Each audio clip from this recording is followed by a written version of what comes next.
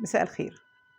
حبيت النهارده أنبهكم وأعمل لكم يعني على حادثة معينة حصلت لي في بيتي من أسبوعين، وحصلت للأسف لناس امبارح، وللأسف الرجل توفى والمدام بتاعته في العناية المركزة. أرجوكم انتبهوا إن في حاجة اسمها غاز طبيعي، ده يعني الموت المخيف المرعب اللي في ثانية تلاقي الإنسان يولع بيه لو هو ولع النور، أو اتخنق بريحة الغاز اللي هي بتبقى مميتة. أرجوكم انتبهوا إن لازم قبل ما ننام نقفل قوي الغاز الطبيعي اللي جنب البوتاجاز، مش اللي جنب بس، يعني مش جنب بس البوتاجاز، سوري، اللي جنب السخان.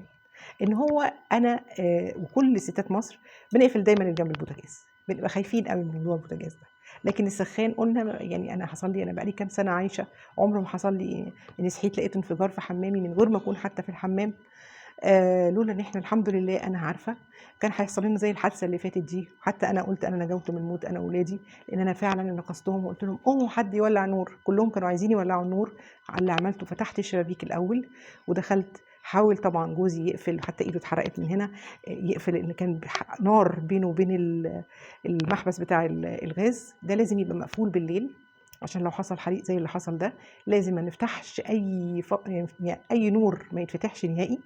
ما تفتحيش ثلاجه، ما تفتحيش شفاط، لان كل ده بيخلي حاله انفجار في البيت، هتنفجري انت واللي قصادك على طول.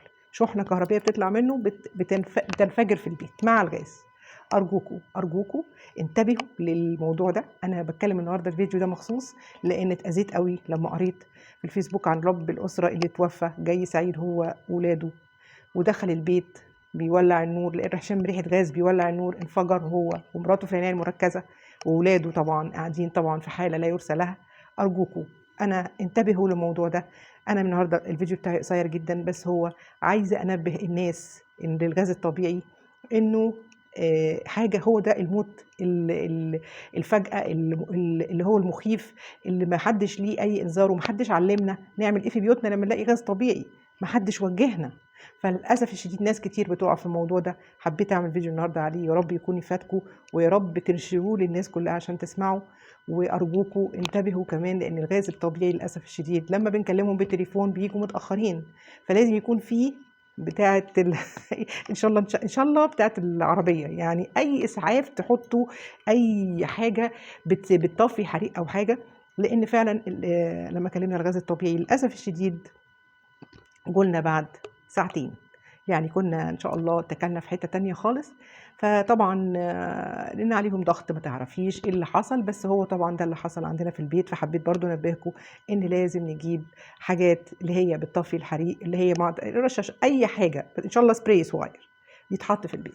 ده امان لينا وامان للناس كلها. خدوا بالكم، ويا رب ما تقعوا في شر ابدا، واشوفكم دايما حلوين.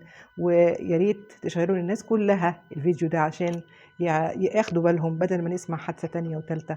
ويا رب يعني نخلي بالنا كلنا وما يحصل لناش اي حاجه ابدا موضوع الغاز الطبيعي ده. شكرا والسلام عليكم.